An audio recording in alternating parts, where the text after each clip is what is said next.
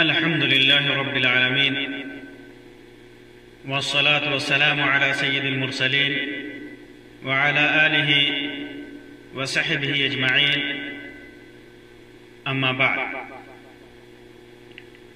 محترم سامعین و ناظرین، آج کی اس مجلس میں آپ کے سامنے ایک ایسے واقعے کا ذکر کرنا چاہتا ہوں جس واقعے نے مسلمانوں کے اوپر بعض مسائل کو نہایت ہی آسان بنا دیا، اور اس واقعے سے ایک پورے خاندان کی فضیلت اور برکت کو مومنوں کے سامنے واضح کر دیا. اور وہ واقعہ ہے ایک لڑائی اور ایک غزوے سے واپسی کے وقت کا. عائشہ رضی اللہ تعالی عنہ بیان فرماتی ہیں. اس روایت کو امام بخاری، امام مسلم اور دیگر محدثین نے کہیں تفصیل کے ساتھ اور کہیں اختصاراً ذکر کیا. عائشہ رضی اللہ تعالیٰ عنہ فرماتی ہیں کہ بعض سفر میں اللہ کے رسول صلی اللہ علیہ وسلم کے ساتھ تھی. اس سفر کا نام غزوہ بنی المصطلق، جو سن 6 ہجری میں واقع ہوا تھا. اور اللہ کے رسول صلی اللہ علیہ وسلم کی عادت تھی، جیسا کہ روایتوں میں ہے، کہ جب آپ سفر پہ نکلتے تو اپنے بیویوں کے درمیان قرآن اندازی کرتے، جس کا نام آتا اس کو ساتھ لے کر کے جاتے. تو سن 6 ہجری میں اللہ کے رسول صلی اللہ علیہ وسلم کے ساتھ عائشہ رضی اللہ تعالی عنہ غزوہ بنی المصطلق میں شامل تھی. فرماتی ہیں کہ جب ہم مقام بیدا یا ذات الجیش پر پہنچے. مقام بیدا کے سلسلے میں علماء کا اختلاف ہے کہ وہ کہاں پڑتا ہے بالضبط. بعض علماء نے لکھا ہے کہ مدینہ اور خیبر کے درمیان ایک جگہ کا نام ہے، اور بعض نے لکھا ہے اور زیادہ راجح یہی ہے مدینہ اور مکہ کے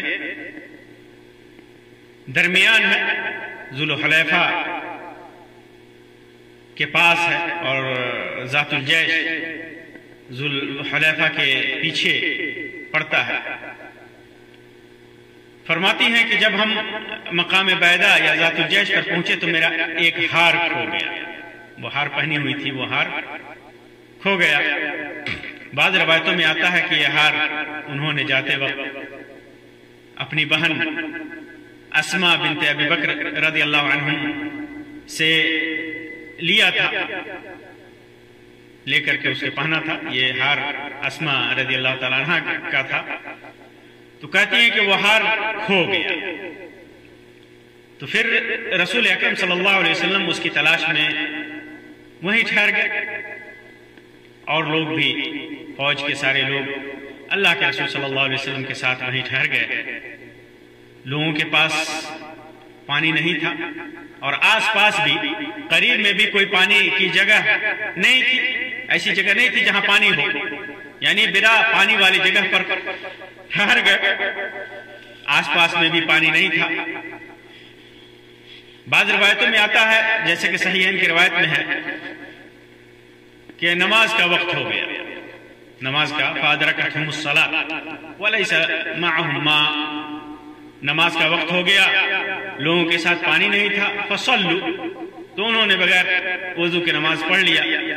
پھر اس کی شکایت اللہ کے رسول صلی اللہ علیہ وسلم تک کی کہ ہمارے پاس پانی نہیں ہے، پانی آس پاس بھی کہیں نہیں ہے، تو کیا کریں. اور بعض روایتوں میں آتا ہے کہ لوگ ابو بکر رضی اللہ تعالیٰ عنہ کے پاس آئے اور کہا کہ عائشہ رضی اللہ عنہ نے کیا کام کیا. ان کی ایک غلطی کی وجہ سے رسول اکرم صلی اللہ علیہ وسلم اور تمام لوگوں کو ٹھہرا دیا ہے، سب کو روک رکھا ہے، سب کو پریشان کر رکھا ہے. لوگوں کے پاس پانی بھی نہیں ہے، اور آس پاس بھی پانی نہیں ہے، کہاں سے وضو کریں، کہاں کیا کریں؟ تو ابو بکر رضی اللہ تعالیٰ عنہ، عائشہ رضی اللہ تعالیٰ عنہ فرماتی ہے کہ ابو بکر رضی اللہ تعالیٰ عنہ ان کے پاس آئے اور بہت زیادہ خفا ہوئے. عائشہ رضی اللہ تعالیٰ عنہ کے پاس آئے اور بہت زیادہ خفا ہوئے. اور جب وہ آئے ابو بکر رضی اللہ تعالیٰ عنہ، تو عائشہ رضی اللہ تعالیٰ عنہ فرماتی ہیں کہ اللہ کے رسول صلی اللہ علیہ وسلم کا سر میرے پیر پہ تھا، یعنی آپ کے زانو پر تھا. عائشہ رضی اللہ تعالیٰ عنہ کے زانو پہ، ران پہ سر رکھ کر کے اللہ کے رسول صلی اللہ علیہ وسلم آرام فرما رہے تھے. خوب ابو بکر صدیق رضی اللہ تعالیٰ عنہ نے اپنی بیٹی عائشہ رضی اللہ تعالیٰ عنہ کو خوب کھری کھوٹی سنائی. کہا کہ تو نے کیا لوگوں کو پریشان کر رکھا ہے، لوگ پریشانی میں ہیں، لوگوں کے پاس پانی نہیں ہے. تو اتنے ہی پر بس نہیں کی، بلکہ عائشہ رضی اللہ تعالیٰ عنہ فرماتی کہ میری کمر میں چوکے بھی لگا، اپنی انگلی سے ٹھوکے بھی لگا، اور فرماتی ہیں کہ چونکہ اللہ کے رسول صلی اللہ علیہ وسلم کا سر مبارک میری ران پر تھا، اس وجہ سے میں حرکت نہیں کر سکتی تھی کہ ایسا نہ ہو کہ اللہ کے رسول صلی اللہ علیہ وسلم کو پریشانی ہو اور آپ بیدار ہو جائیں. حرکت نہیں کر سکتی تھی. لیکن پھر جب صبح کی نماز ہوئی، صبح کے وقت نماز کا وقت ہوا، تو اللہ کے رسول صلی اللہ علیہ وسلم بیدار ہوئے اور پانی کا پتہ تک نہیں تھا. تو ایسے موقع سے اللہ تبارک و تعالی نے تیمم کی آیت نازل فرمائی. تیمم کی آیت نازل فرمائی. اور تیمم کی آیت کیا ہے؟ مشہور آیت ہے سورۃ المائدہ کے اندر، جس کے اندر اللہ تبارک و تعالی نے وضو کا حکم دیا ہے. اعوذ باللہ من الشیطان الرجیم. یا ایھا الذین آمنوا اذا قمتم الى الصلاة فاغسلوا وجوهکم وایدیکم الى المرافق وایدیکم الى المرافق وامسحوا برؤوسکم وارجلکم الى الکعبین. کہ اے لوگو، جب نماز کے لیے کھڑے ہو تو وضو کرو، اپنے چہرے کو دھلو، ہاتھ کو دھلو کہنیے تک، سر کا مسح کرو، پیر کو دھلو. اور اگر وَإِن كُنتُمْ جُنُبًا فَاطَّهَّرُوا، اگر جنبی ہو جاؤ، احتلام ہو جائے، بیوی سے صحبت کرو تو پاکی حاصل کرو. تو وضو کا اور غسل کا حکم دینے کے بعد اللہ تبارک و تعالی فرماتا ہے وَإِن كُنتُمْ مَرْضَىٰ أَوْ عَلَىٰ سَفَرٍ، اگر تم بیمار پڑ جاؤ، او علی سفر، یا سفر پہ ہو، ایسی بیماری جس کے اندر پانی کے استعمال سے نقصان ہوتا ہو، زخم ہو یا ایسی بیماری ہو جس میں پانی کے استعمال پر آدمی قادر نہ ہو، پانی کا استعمال کرے گا تو بیماری بڑھنے کا خطرہ ہو، موت کا خطرہ ہو، جان پر بن آئے، ایسی بیماری، یا سفر کی حالت میں ہو، او جاء احد منکم من الغائط، قضاء حاجت کرتا ہو، او لامستم النساء، بیوی سے مجامعت کرتا ہو، بیوی سے صحبت کرتا ہو، فلم تجدوا ماء، اور ایسی حالت میں پانی نہ ملے، تم پانی نہ پاؤ، فتیمموا صعیدا طیبا، تو پاک مٹی سے تیمم کر لو، فامسحوا بوجوہکم وایدیکم منہ، پاک مٹی سے مسح کرو، ہاتھ کو مٹی میں مارو اور اسی ہاتھ کی مٹی سے اپنے چہرے پر اور اپنے دونوں ہتھیلیوں پر بھی مسح کرو. ایک ہی بار روایتوں میں آتا ہے ضربۃ واحدہ،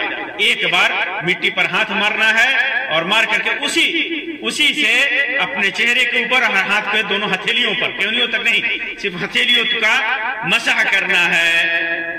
وجہ کیا بتائی اللہ تبارک و تعالی نے؟ ما یرید اللہ لیجعل علیکم من حرج، اللہ تبارک و تعالی تمہارے اوپر دین میں سختی نہیں کرنا چاہتا، دین میں سختی کا ارادہ نہیں رکھتا، تمہیں حرج میں مبتلا کرنا نہیں چاہتا، تمہیں پریشانی میں مبتلا کرنا نہیں چاہتا. ولیکن یرید لطہرکم، تمہیں پاک دیکھنا چاہتا ہے اللہ تبارک و تعالی. اللہ تبارک و تعالی تنگی نہیں کرنا چاہتا، اس کے باوجود اس کا ارادہ تمہیں پاک کرنے کا ہے. اور پاک کرنے کے جو ذرائع ہیں، پانی کے ذریعے بھی اور مٹی کے ذریعے بھی، تو تمہیں اللہ تبارک تبارک و تعالیٰ پاک کرنا چاہتا ہے، ناپاکی کی حالت میں نہیں رکھنا چاہتا، پاک کرنا ہے۔ وَلِيُتِمَّ نِعْمَتَهُ عَلَيْكُمْ، اور تمہارے اوپر اپنی نعمت کا اتمام کرنا چاہتا ہے، اپنی نعمت پوری کرنا چاہتا ہے۔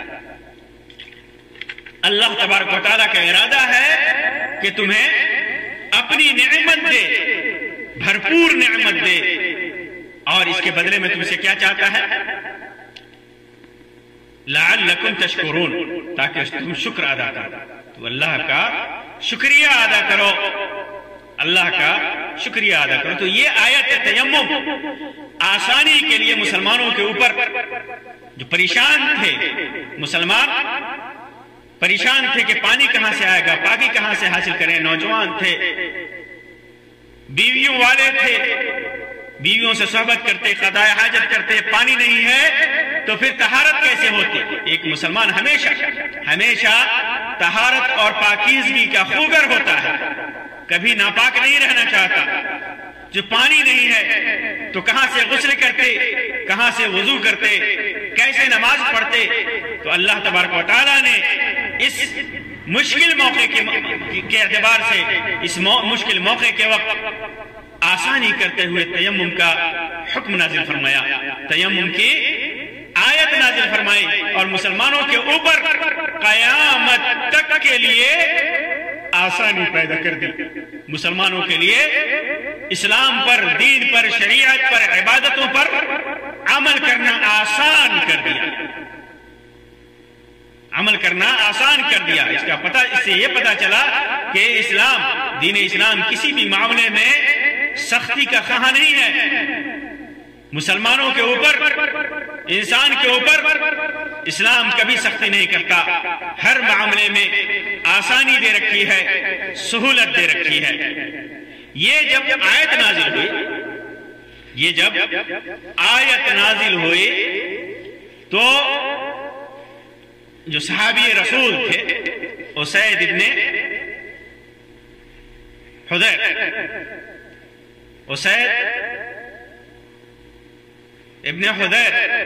اسید ابن عتیق الانصاری الاوسی ان کا نام تھا، یہ مدینے میں مسلمان ہوئے، جنگ بدر میں بھی یہ شریک تھے، جنگ احد میں بھی تھے، اس کے بعد کے جنگوں میں بھی تھے۔ اللہ کے رسول صلی اللہ علیہ وسلم نے جب ہجرت کر کے مدینہ آپ تشریف لائے تو ان کے درمیان اور زید بن حارثہ کے درمیان اخوت قائم کی تھی، دونوں کو بھائی بنایا تھا۔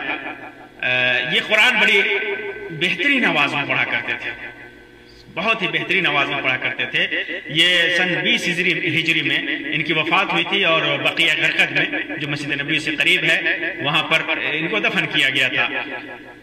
یہ اس جنگ میں شامل تھے، یہ ان لوگوں میں سے تھے جن کو ہار کی تلاش میں اللہ کے رسول صلی اللہ علیہ وسلم نے پیچھے بھیجا بھی تھا کہ جاؤ ہار کی تلاش کرو، ہار کو تلاش کرو، ان کو بھیجا بھی تھا، لیکن وہ ہار نہیں ملا تھا، ہار نہیں ملا تھا۔ ہار ملا کہاں؟ جب تھک کر ہار گئے تو اونٹ، جس اونٹ پہ عائشہ رضی اللہ تعالیٰ عنہ سوار تھی، اس اونٹ کو جب اٹھایا گیا تو اس اونٹ کے نیچے وہ ہار پڑا ہوا تھا، وہ ہار اس اونٹ کے نیچے پڑا ہوا تھا۔ تو ایسے موقع سے جب عائشہ رضی اللہ تعالیٰ عنہ کے ہار کے گم ہونے کی وجہ سے، آپ کی وجہ سے، چونکہ قیمتی ہار تھا اور اسما رضی اللہ تعالیٰ عنہ کا ہار تھا، دوسرے کا ہار تھا، اس وجہ سے پریشانی تھی، اسے تلاش کرنا تھا۔ اور ایسے موقع سے، اس پریشانی کے عالم میں بھی اللہ تبارک و تعالیٰ نے مسلمانوں کے اوپر ایک ایسی آیت نازل فرمائی جو قیامت تک کے لیے مسلمانوں کے لیے خیر اور برکت کی حامل ہے، جس کے اندر خیر اور برکت ہے، خیر ہی خیر ہے، برکت ہی برکت ہے۔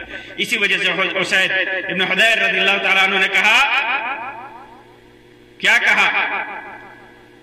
ما ہی بأول برکتکم یا آل ابی بکر،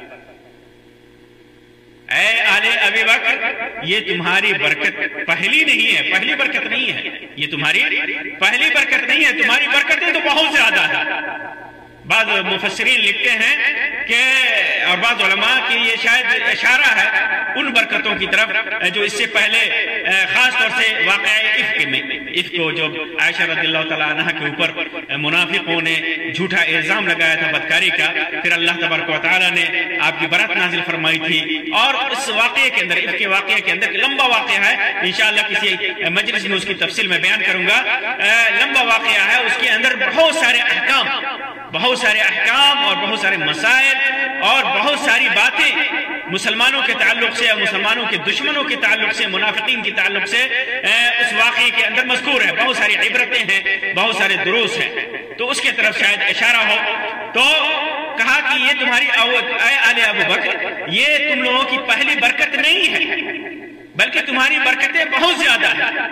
یہ عائشہ رضی اللہ تعالیٰ عنہ آل ابو بکر کی برکت کا اثر ہے کہ قیامت کے لیے اللہ تبارک و تعالیٰ نے تیمم جیسے آسان اور بہترین حکم نازل فرمایا۔ انسان کے پاس جب پانی نہ ہو تو انسان مٹی سے، پاک مٹی سے تیمم کر کے اللہ کی عبادت کر سکتا ہے، اللہ کا ذکر کر سکتا ہے، قرآن مجید کی تلاوت کر سکتا ہے، کوئی بھی عبادت انجام دے سکتا ہے۔ صرف نماز کے لیے نہیں، انسان اگر محتلم ہو جاتا ہے، اسے احتلام ہو جاتا ہے، ناپاک ہو جاتا ہے، بیوی سے صحبت کرتا ہے، ایسی حالت میں بھی آدمی مٹی سے تیمم کر کے پاک ہو سکتا ہے، اور بیمار ہے، پانی نہیں چھو سکتا، ایسی حالت میں ہے، تب بھی مٹی سے تیمم کر کے پاک ہو سکتا ہے۔ تو اس آیت کے اندر، اس واقعے کے اندر، اس حدیث کے اندر بہت ساری عبرتیں ہیں، بہت سارے دروس ہیں، بہت سارے فائدے ہیں۔ سب سے بڑا فائدہ تو یہ ہے کہ تیمم کی مشروعیت اس سے ثابت ہو رہی ہے کہ تیمم مشروع ہے، تیمم کرنا اللہ کا حکم ہے، اللہ تبارک و تعالیٰ کی طرف سے آسانی ہے۔ دوسرا مسئلہ اس سے ثابت ہوتا ہے کہ اسلام دین رحمت ہے، اسلام دین شفقت ہے، اسلام آسانی کا دین ہے، رحمت کا دین ہے، سختی کا دین نہیں ہے۔ تیسرا مسئلہ اس سے ثابت ہوتا ہے کہ تیمم پانی نہ ملنے کی حالت میں بھی، اور پانی موجود ہے اور آدمی بیمار ہے، نہیں استعمال کرتا، اس حالت میں بھی آدمی کر سکتا ہے۔ تیمم اس کے لیے مشروع ہے، جائز ہے۔ ایک اور مسئلہ ثابت ہوا کہ انسان سفر پہ جائے، جنگ پہ جائے تو اپنی بعض بیویوں کو ساتھ رکھ سکتا ہے۔ تیسری چیز، ایک اور مسئلہ اس سے ثابت ہوا کہ عورتیں ہار وغیرہ استعمال کر سکتی ہیں، اپنے شوہر کے لیے خوبصورتی اور زینت کے اسباب حلال حد تک، جائز حد تک استعمال کر سکتی ہیں، اور کسی عورت کے پاس اگر کوئی زیور نہیں ہے تو کسی دوسری بہن سے، دوسری عورت سے عاریتاً لے کر کے پہن سکتی ہیں۔ ایک اور مسئلہ اس سے ثابت ہوا کہ عورت، لڑکی اگر اپنے شوہر کے ساتھ ہو تو اس کا باپ اس کے پاس جا سکتا ہے، اگر اس کی رضامندی ہے تو باپ اپنی بیٹی اور اپنے داماد کے سامنے جا سکتا ہے، اس کے روم میں جا سکتا ہے، گھر میں جا سکتا ہے، اس کے پاس جا سکتا ہے، سے یہ بھی ثابت ہوا۔ ایک اور مسئلہ اس سے ثابت ہوا کہ ابو بکر رضی اللہ تعالیٰ عنہ کہ آل و اولاد کی برکت بہت زیادہ ہے۔ یہ خلیفہ اول، خلیفہ اعظم، اللہ کے رسول صلی اللہ علیہ وسلم کے بعد امام اعظم، سید الصحابہ کا مقام و مرتبہ اس سے پتہ چلتا ہے، اور ان کی آل و اولاد کا پتہ چلتا ہے۔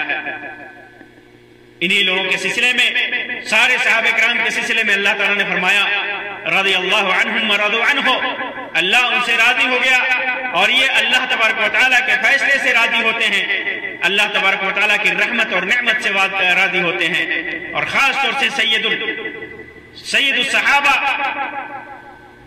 خلیفہ اول، خلیفہ اعظم ابو بکر صدیق رضی اللہ تعالیٰ عنہ، یہ ان لوگوں پر رد بھی ہے جو صحابہ کرام کو گالی دیتے ہیں، اور خاص طور سے ابو بکر صدیق رضی اللہ تعالیٰ عنہ کو گالی دیتے ہیں۔ اللہ کی لعنت ہو ان کے اوپر۔ اس جلیل القدر صحابی اور ان کی آل و اولاد کو گالی دینے پر اللہ کی لعنت ہو، کروڑوں کروڑ لعنت ہو ان کے اوپر۔ اس حدیث میں عائشہ رضی اللہ تعالی عنہ کی فضیلت بھی ثابت ہوتی ہے،